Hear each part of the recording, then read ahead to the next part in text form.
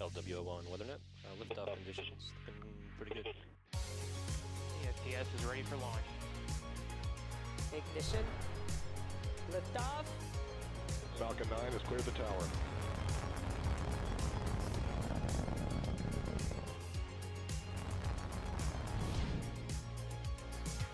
Ten, 9, 8, Side booster ignition. 6, 5, 4, 3, 2, 1.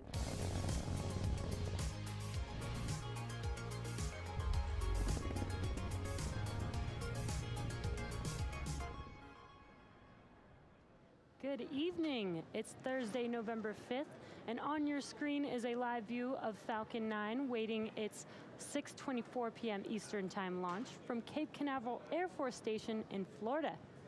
My name is Jesse Anderson, and I'm a lead manufacturing engineer here at SpaceX. Welcome to our webcast coverage for GPS-3 Space Vehicle 4 for the Space Force. The U.S. Space Force satellites provide mission-critical global access, persistence, and awareness for our national security and have become vital to our global community and world economy. The Global Positioning System, or GPS payload, will provide a diverse range of navigation and timing services for both civil and military purposes. Today's payload will join 31 operational GPS satellites already on orbit and will help to serve over 4 billion users worldwide. And as you may recall, about a month ago, we stood down from Falcon 9's launch attempt of this mission due to an auto abort during engine ignition caused by early start behavior on 2 engines. This was a good abort by Falcon 9. The rocket did exactly as it was programmed to do when the data indicates something doesn't look as we expect it to right before liftoff. We sent those 2 engines to Texas for further testing, and it turned out that there was a blockage in a vent passage that leads to a relief valve on the gas generator. The blockage was caused by a masking lacquer residue that had hardened during the build process, but once we removed it, the gas generator was restored to normal behavior during subsequent testing. This was a really great find. It allowed our teams to fix something that is very subtle but can have some negative impact on the engine behavior, as well as allowed us to make sure that we can prevent this from happening again in the future. The 2 engines which first exhibited the early start behavior on this booster were replaced with new ones, which were tested again during our full duration static fire. Both engines look great, and the rocket is healthy for flight today. So let's take a closer look at the vehicle that will launch the GPS-3 satellite. On your screen is a view of Space Launch Complex 40 with Falcon 9, our 2-stage liquid-fueled launch vehicle getting ready for liftoff. Falcon 9 stands 229 feet or 70 meters tall, which is slightly taller than a 21-story building. The bottom 2/3 of the vehicle is a brand new first stage. Its job is to accelerate the vehicle all the way to the edge of space, where it will drop off the second stage carrying the payload. Tonight we will be attempting to recover the first stage on our drone ship, Of Course I Still Love You, and there you can see it on your screen right there in the middle of the Atlantic Ocean. What's really exciting is that this specific booster is planned to support the GPS-3 mission next year, which will be the first time that the U.S. Space Force has agreed to fly a flight-proven booster. About 2.5 minutes into flight, the first and second stage will separate, and the second stage will ignite its single Merlin vacuum engine to carry the GPS satellite to a highly elliptical orbit.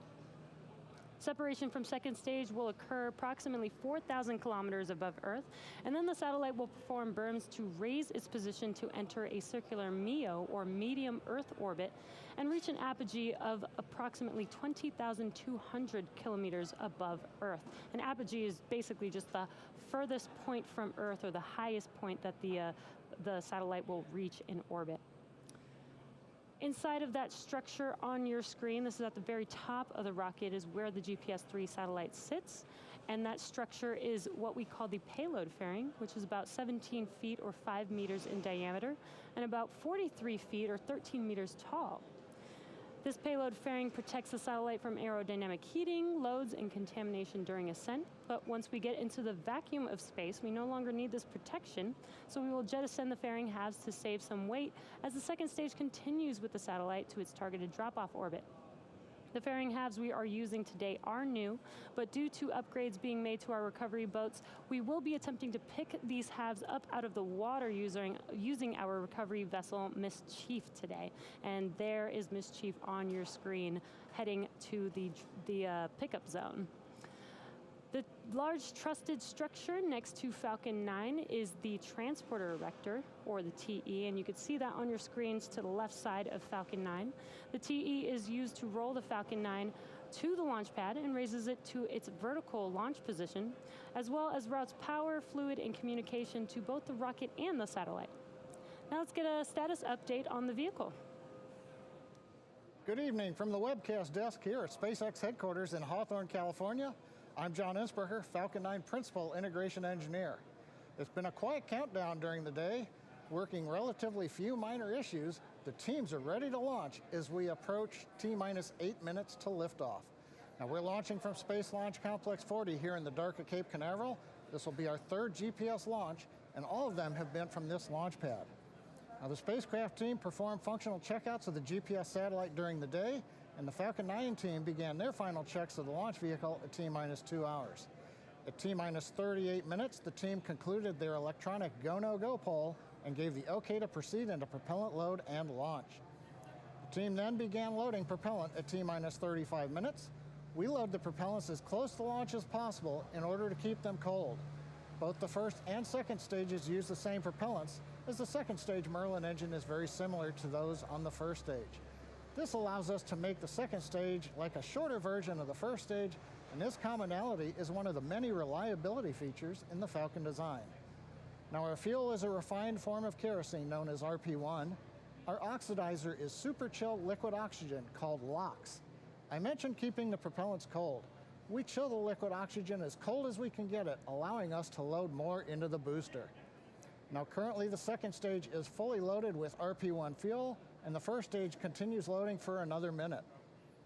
Liquid oxygen is also loading on both the first and second stages right now. We're also loading helium into storage vessels on the first and second stages. During flight, we'll take this cold helium, run it through heat exchangers on the Merlin engines. That heats the helium up, and as it expands, we use it to fill the empty volume in the propellant tanks that's created as the engine pumps pull the propellant out of the stages. Now, you just may have heard a moment ago, we're inside of 7 minutes. We have begun engine chill in.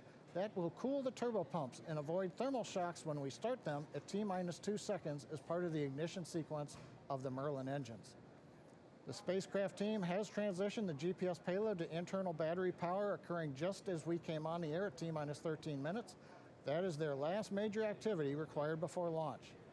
Currently, the range is green, ready to support. The weather, the only thing we've really been watching is the ground winds. They've been marginal, but for the moment, everything continues to look good. We've got about 17 miles an hour from the east. That's within limits. Now, if we do have to call a hold on today's launch, we have a backup opportunity tomorrow with liftoff time scheduled a few minutes earlier at 6:20 p.m. Eastern Time. Now, all systems continue to be go for a liftoff just past 6:24 p.m. Eastern Time. As we mentioned earlier, today's mission is for the U.S. Space Force launching the GPS-3 Space Vehicle 4 payload. Now we'll hear from the Air Force's Lieutenant Colonel Margaret Sullivan and Lockheed Martin's Tanya Ladwig for more information on tonight's payload.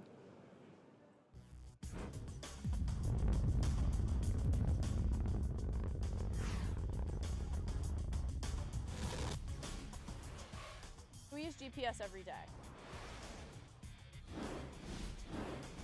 Today, everyone has GPS technology in their pocket.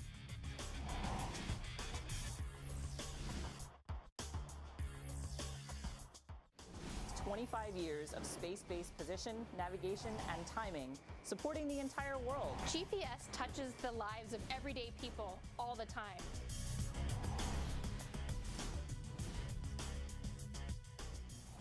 It's changed the way we work, it's changed the way we play with over 4 billion users worldwide.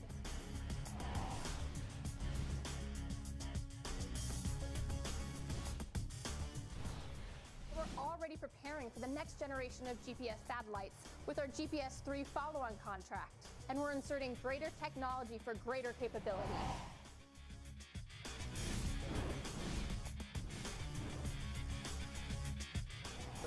United States Space Force owns this premier asset and provides this position, navigation, and timing service to everyone.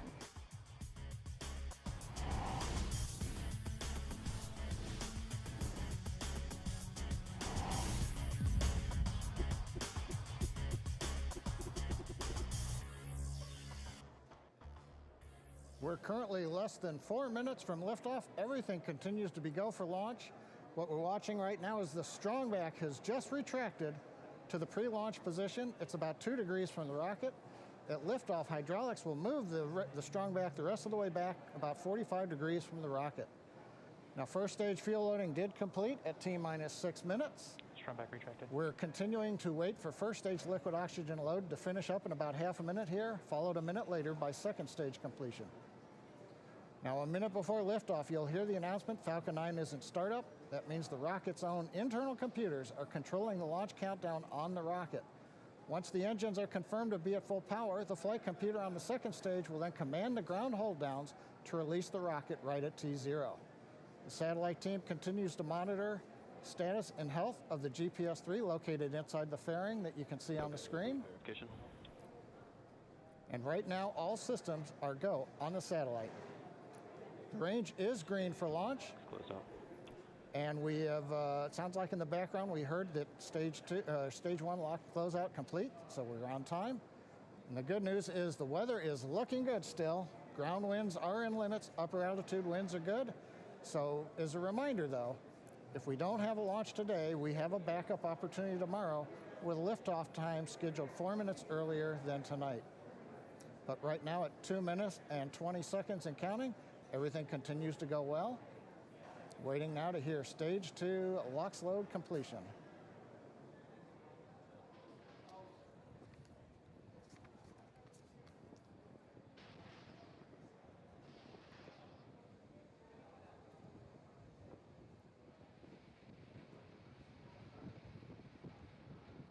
Stage 2 LOX close out. T-minus a minute, 51 seconds, and we've heard the stage 2 LOX loadout call. We're now, since we're finished loading liquid oxygen onto the second stage, we have to drain the line back that runs the length of that strong back you can see next to the Falcon 9. And as we do that, we'll vent off pressure, and that'll create the large white cloud that you see around the strong back and maybe the rocket, depending how the wind's blowing. That's nominal. That's what you see right there. That's just us bringing everything back down the line as we're closing out propellant and pressure loading on the Falcon 9.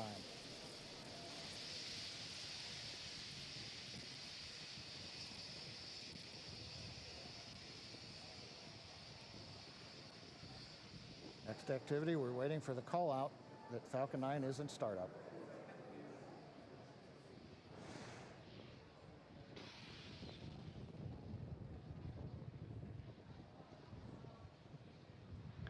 Falcon 9's in startup.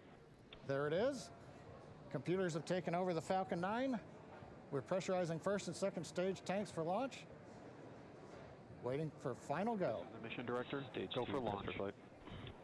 Mission director has given the go for flight. Everything continues to look good. Pressurizing the tanks one final time here to get ready for liftoff. But right now at T-minus 30 seconds and counting, all systems are go for the launch of Falcon 9 with GPS-3 Space Vehicle number 4.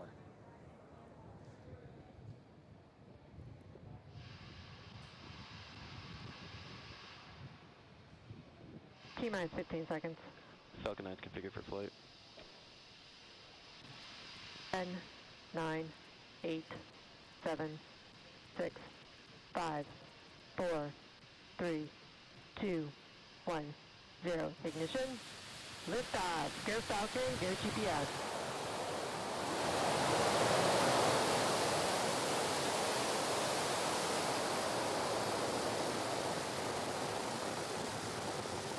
Vehicle is pitching downrange. Stage 1 propulsion is nominal.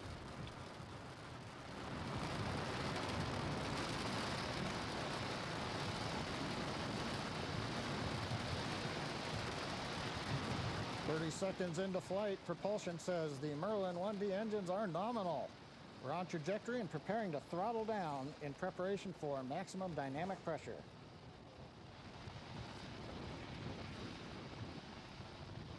And we're heading into the throttle bucket as we power down the Merlin engines.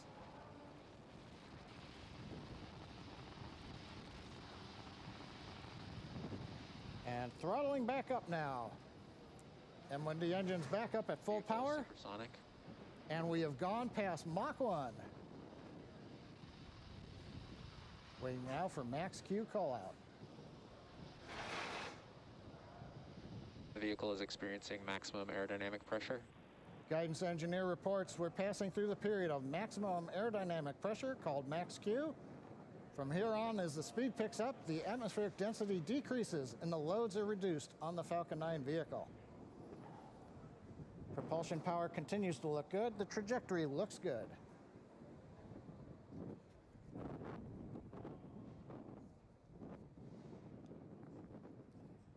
MVAC engine chill started. The engine chill in call out on the MVAC second stage engine indicates we've begun chilling that turbo pump like we did with the first stage engines, getting ready for ignition of the upper stage engine. Now coming up in just over 30 seconds, the usual 3-sequence event that'll happen in rapid succession. Main engine cutoff will shut down the 9 Merlin 1D engines you can see glowing there in the night sky. Stage separation, and then we'll get startup of the second stage engine.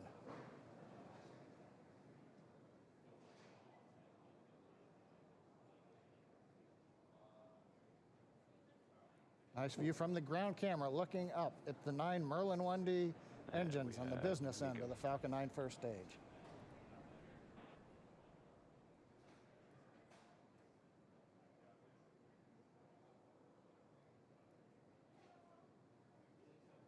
Stage separation confirmed.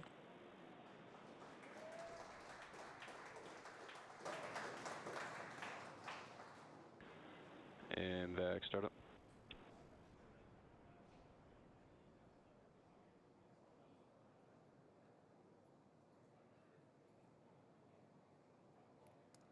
So we've had a good separation. MVAC up on power. On the left screen, the first stage continuing to coast downrange as it begins to deploy those large titanium grid fins. Trajectory continues to look right down the middle. Both stages are following nominal trajectories. Guidance confirms we're on nominal trajectory with both stages. Acquisition of signal, Maryland. Maryland reports they've got signal from the second stage. Next event coming up is payload fairing separation. Fairing separation confirmed. A nice view from the camera looking forward. The GPS-3 satellite with the 2 payload fairing halves separating. Everything continuing to go well on this mission. 3 minutes and 42 seconds into flight. First stage continuing to coast to apogee, headed downrange. Second stage engine at full power. Everything's looking good with the MVAC engine. Right now, trajectory heading us to where the Bermuda ground station. Can hear us? We've heard the call out, acquisition of signal. Bermuda now getting the telemetry from the Falcon 9 second stage. So 4 minutes, 8 seconds into flight, everything going well on the flight of Falcon 9 with GPS-3. Both stages continue to follow nominal trajectories. And at T plus 4 minutes and 20 seconds, we're currently in the first of 2 planned MVAC burns. And we just passed T plus 4 minutes and 23 seconds, and that's actually when the first stage reaches apogee of 120 kilometers, almost 400,000 feet. At stage separation, the first stage velocity is about 2,200 meters per second, or 5,000 miles per hour. So right after stage separation, the first stage, still moving at such a high velocity, continues to raise its altitude as it coasts for a couple of minutes. Basically, the first stage almost doubles its altitude from stage separation, which occurred at about 69 kilometers or 226,000 feet, to when it reaches apogee, and then it starts its return back to Earth. And again, apogee is the highest point, or the furthest that it is away from Earth in the trajectory of the first stage. Now, the next major milestone that you'll be able to see on your screen is the first stage's entry burn. For the entry burn, we relight the center E9 engine, and then partway through, we relight the E1 and E5 engines so that we have a total of 3 M1D engines, helping to slow the vehicle down as it passes back into the Earth's atmosphere. We're just about 40 seconds away from that entry burn beginning. Today's entry burn should last about 27 seconds long. Both stages continue to follow nominal trajectories. And you heard that call out that both stages are looking good. T plus 6 minutes. We're about 20 seconds away from that entry burn on first stage. And it is nighttime over there on the East Coast, so hard to see that first stage on the left-hand screen, but once entry burn begins, it should light up that screen. We should be able to see first stage pretty well.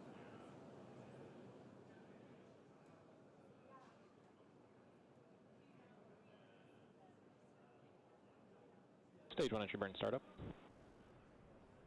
And there's that entry burn starting up. Stage FTS is saved. Stage 1.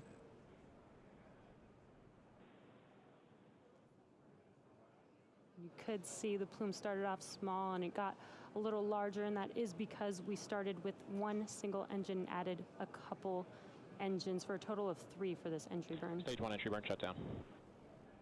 And that concludes the entry burn. Next up, we do have a couple major milestones happening back to back. The start of the landing burn for first stage, followed immediately afterwards by SECO-1 on second stage. And SECO, which stands for Second Engine Cutoff, is where we shut down the MVAC engine to allow the second stage to coast, which preserves the fuel until we need it for the final burn to take us to our targeted orbit for the GPS-3 satellite. Then about 25 seconds. Okay, stage 1 expected. Then about 25 seconds after SECO-1, we'll hopefully have a nice view of the first stage touching down on, of course, I Still Love You. And there's that drone ship on your left-hand screen. Stage 2 has entered terminal guidance. Stage 1 transonic. Just about 20 seconds away from those two events. Again, the landing burn, followed by SECO-1 on second stage, just a couple seconds after that landing burn begins. Stage 2 FTS is saved.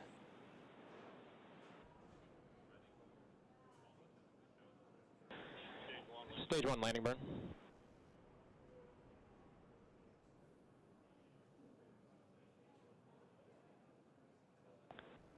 And SECO.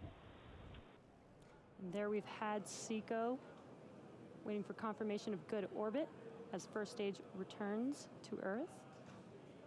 Stage 1 landing leg deploy. Nominal parking orbit. There's good orbit, and at the same time, we have touchdown of our Falcon 9 on, of course, I Still Love You. And again, that did happen at the same time, so we did have SECO and good orbit of our second stage. 2 expected.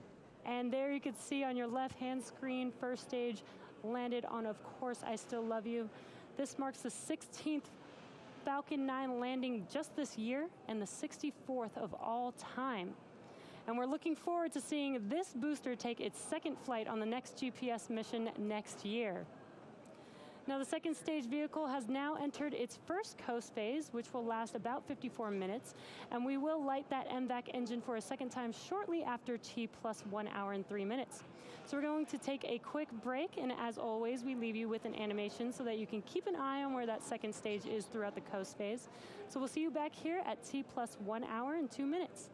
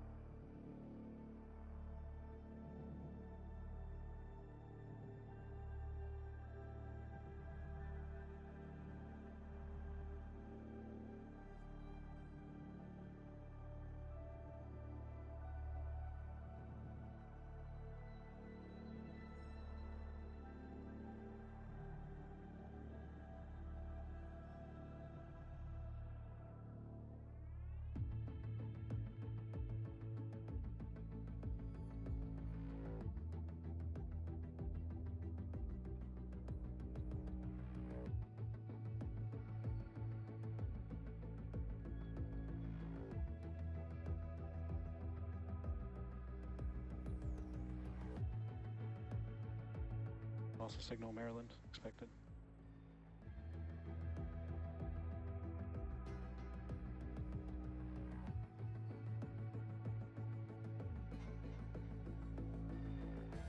Also signal Bermuda, expected.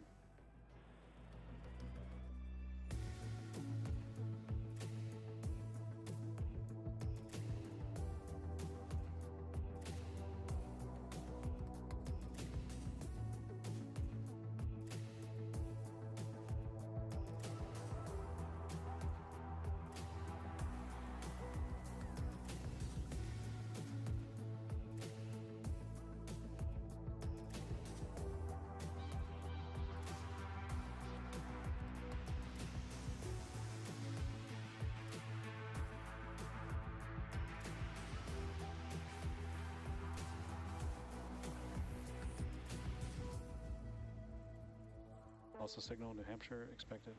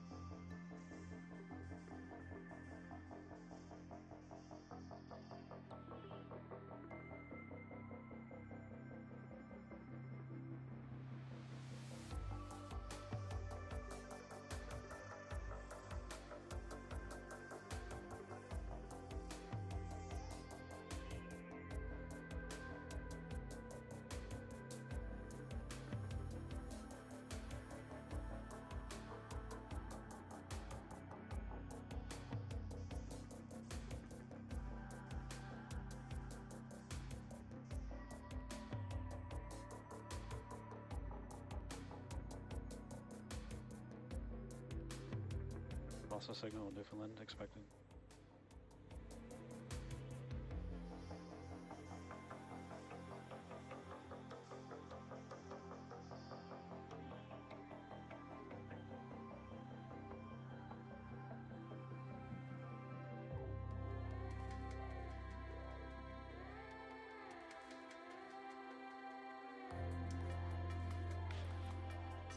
Acquisition of signal Goon Hilly.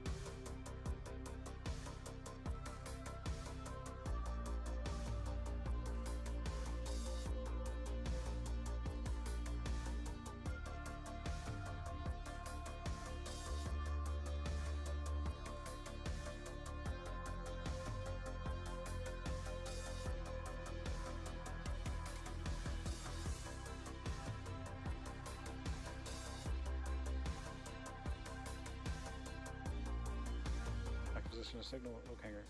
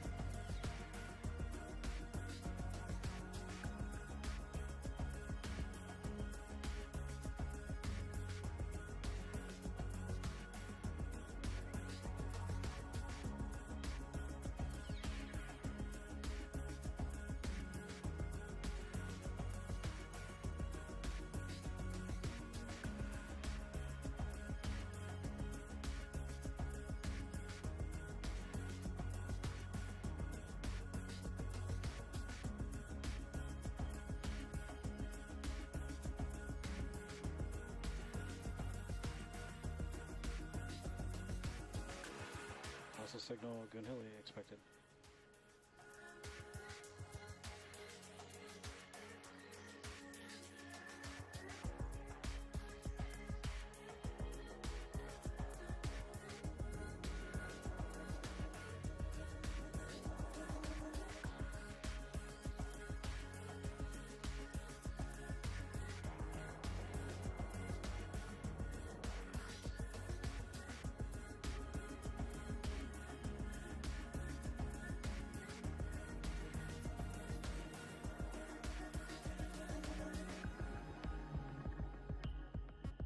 Also signal okay expected.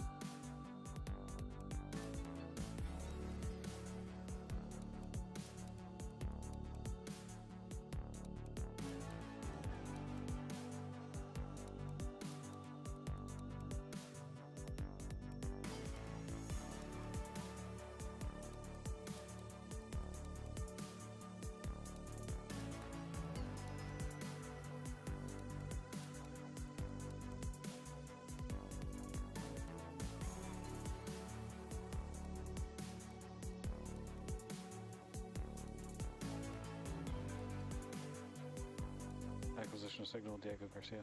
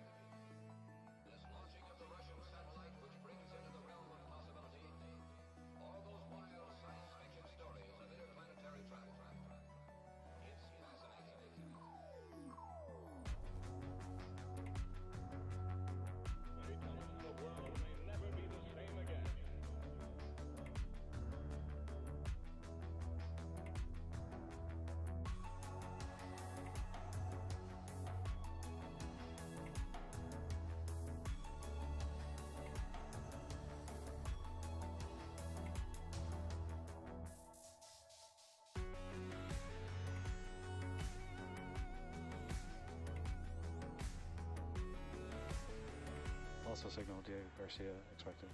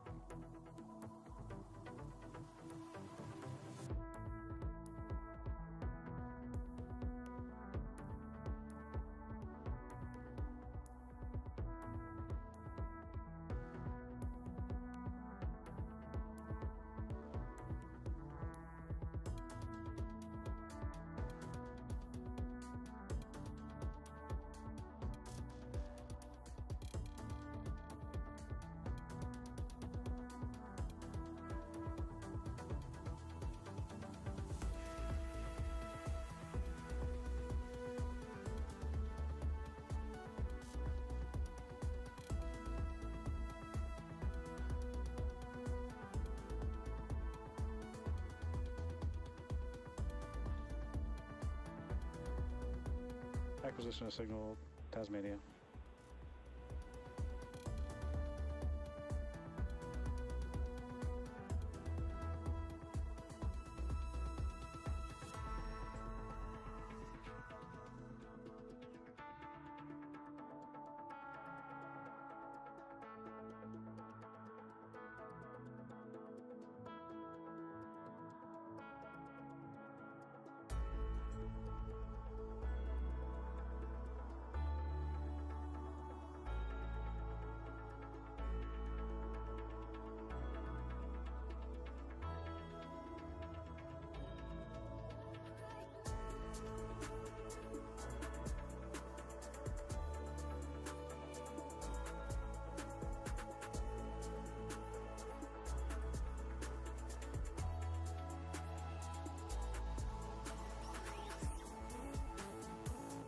MVAC engine chill started.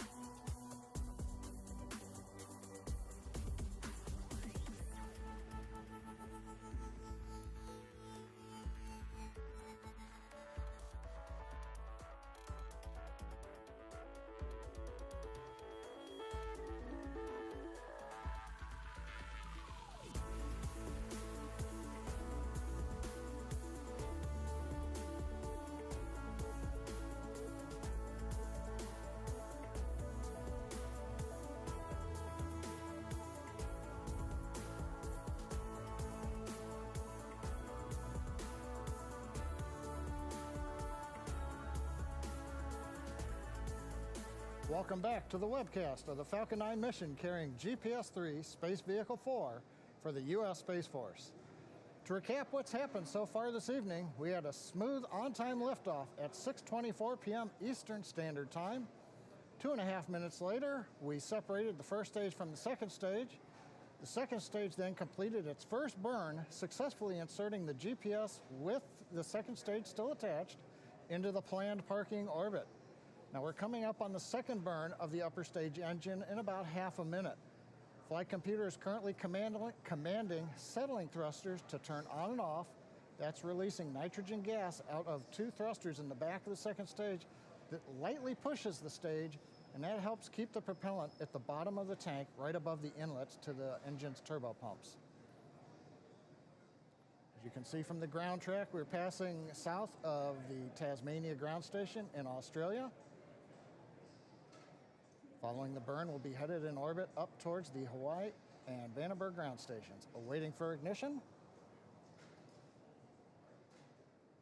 MVAC ignition. We've got ignition of the second stage engine. We're up on power. Now, the second stage will burn for 45 seconds. We're going to be adding over 2,000 meters per second to the speed of Falcon 9 before we shut it down for the second time. You can see from the velocity meter on the screen the speed clicking up We're still at 419 kilometers in the same altitude in the parking orbit where we've been for a while.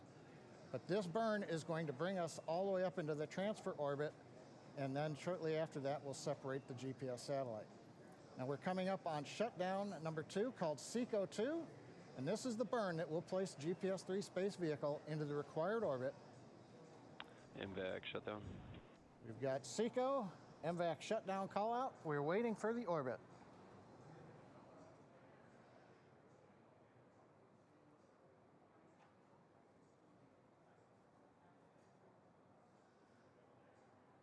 Nominal insertion orbit.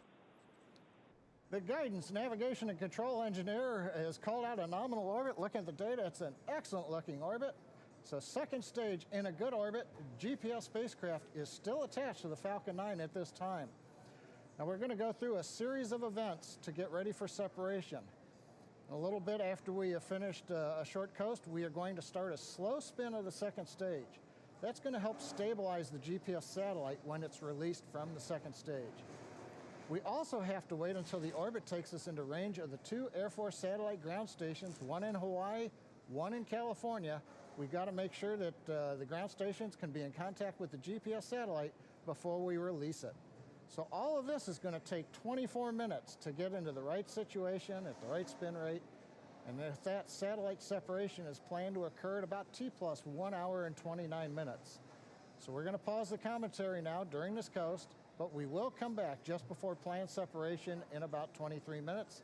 We'll be back with you at T+1 hour, 28 minutes, and 30 seconds.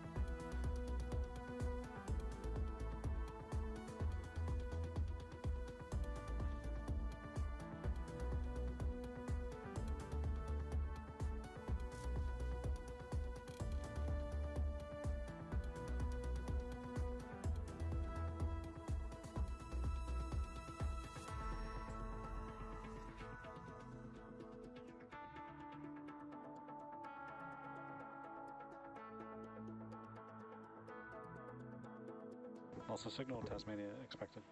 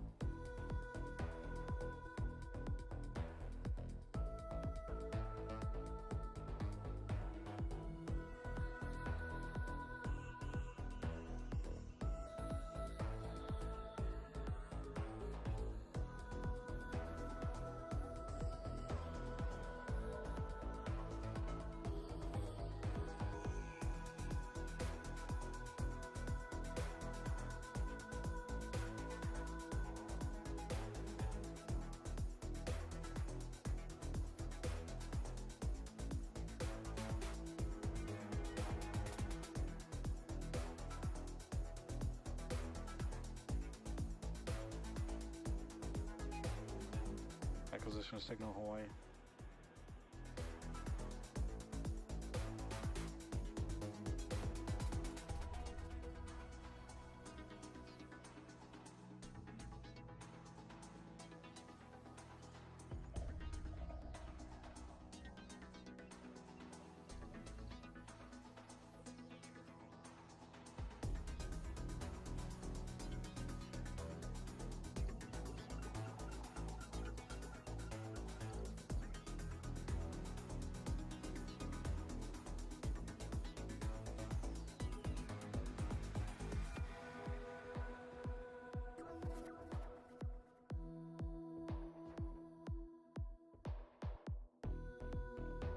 Acquisition signal Southern Peak.